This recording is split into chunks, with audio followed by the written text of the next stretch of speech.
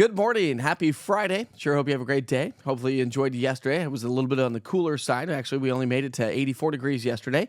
82 in Crossville, 89 in Chattanooga, and 87 in Tri-Cities. So a much cooler and a below average day for many of us around East Tennessee. Knoxville trending about 4 degrees below average yesterday. But that was due to the clouds and the rain that we had yesterday. That's about to change as we head into the upcoming weekend as a ridge of high pressure builds its way back into the area.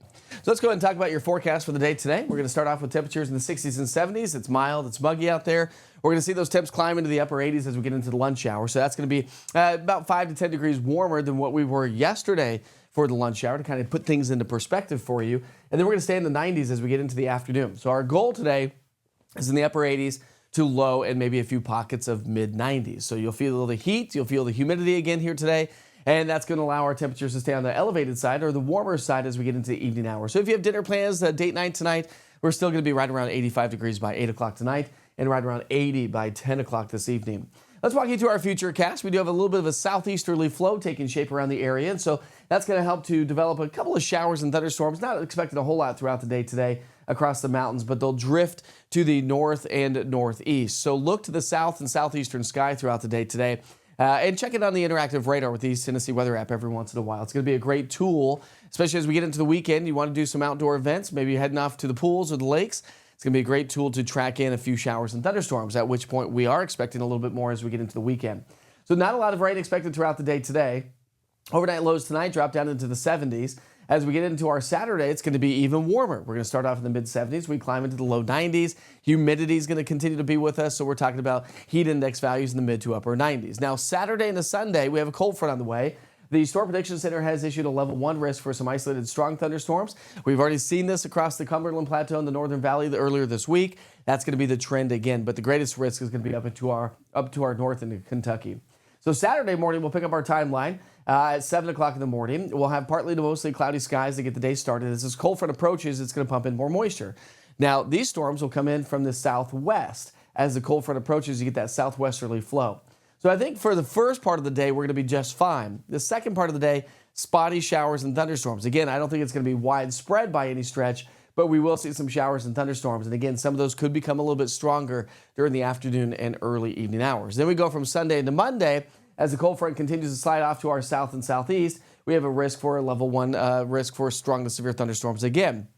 And so damaging wind would be the main threat, but any of these showers and thunderstorms that do develop will put down locally heavy rainfall. We get a lot of moisture in the atmosphere to work with, and so we'll have to watch out for the threat of that. But again, not a total washout this weekend, so don't cancel any outdoor plans.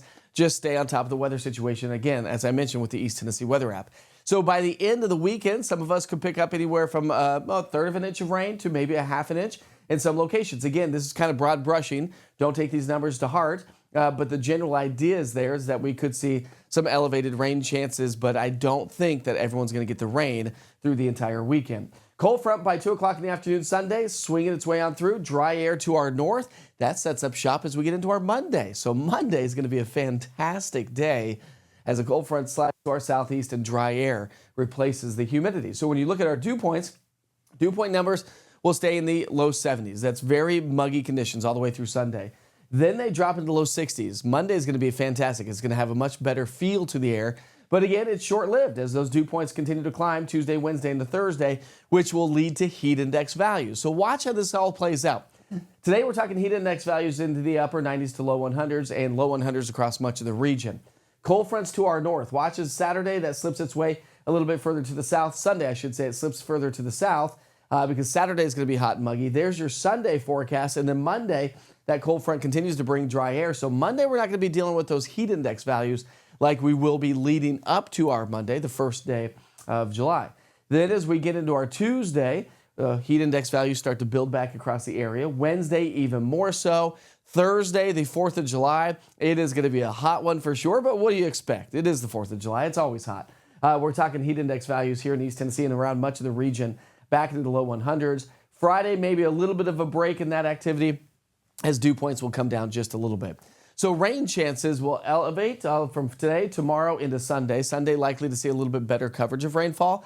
Monday, Tuesday, we'll take those rain chances out Wednesday, Thursday, we'll start to bring those rain chances back into the area. So once again, generally speaking, and I've said this for the last couple of days, this is from the Weather Prediction Center, broad brushing, just general idea about a half an inch of rainfall over the next 7 days. But as I clearly showed you, we could see isolated higher amounts due to the fact that we'll get some of these thunderstorms to develop, and we could get a quick little 1 to 2 inches in some locations because we have so much moisture in the atmosphere to work with. All right, then those temperature trim. Monday, not only are we going to have lower humidity, but we're going to have lower temperatures in the upper 80s, so average weather there. And then we're back into the low to mid 90s Tuesday, Wednesday, Thursday.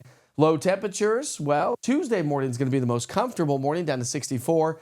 And then we'll climb back into the 70s for those low temperatures for the rest of the week as well. The first week of July is almost upon us. So as we look ahead to the first week of July and even the second week, the Climate Prediction Center is still predicting the possibility of above average temperatures, and it looks like we're still trending on the drier side. Actually, could be entering a serious drought situation here as we round out or at least get into the middle part of July. So we sure hope you have a wonderful and safe day. Enjoy your weekend. Just stay on top of the latest weather forecast. You can do so easily by just downloading the East Tennessee Weather app. You can go to the Google Play Store or the App Store and search East TN Weather, all one word. It's everything you need to know for East Tennessee weather, but it also travels wherever you go. So if you're traveling on vacation, make sure you have the East Tennessee Weather app with you as well. It will give you lightning data when lightning is within 15 miles, storms approaching, and all the watches and warnings from the National Weather Service. So it's a great tool. And by the way, did I mention it is 100% free? All right, we sure hope you have a great Friday. We'll see you back here for your noon update. Have a great day.